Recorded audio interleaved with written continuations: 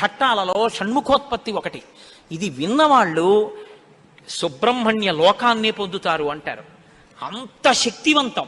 ఇది శ్రీరామాయణంలోనే అత్యంత శక్తివంతమైన పరమాద్భుతమైనటువంటి ఘట్టములలో ఒకటి. ఇది ఎంత శక్తివంతం అంటే గర్భిణీ స్త్రీలు కానీ ఈ సర్గల్ని పారాయణ చేస్తే తప్పకుండా వాళ్ళకి సంతానం కలుగుతుంది. సంతానం ఉత్తమమైన సంతానం కలుగుతుంది. ఎటువంటి సమస్యలు లేకుండా వాళ్ళకి ప్రసవం అవుతుంది. గంగానది ఆవిర్భావం గురించి చెప్తూ అత్యద్భుతమైనటువంటి ఘట్టాన్ని ఒకదాన్ని ఇప్పుడు రామచంద్రమూర్తితో విశ్వామిత్ర మహర్షి చెప్తున్నారు. నాయనా రామా, నీకు అంగదేశం గురించి చెప్పాను. మన్మధుడు కాలిపోయాడు. తర్వాత పార్వతీ పరమేశ్వరులకి వివాహమైంది. ఎలా అయింది మరి మన్మధుడు లేకుండా? ప్రారంభమే ఒక గొప్ప విషయం.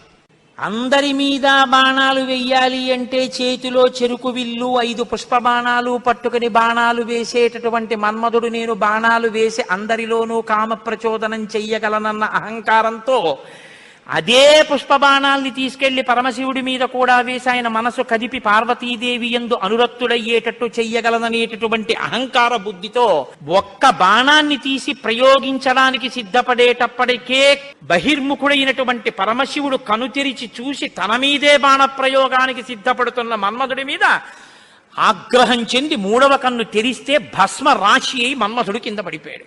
అత్యంత శక్తివంతమైన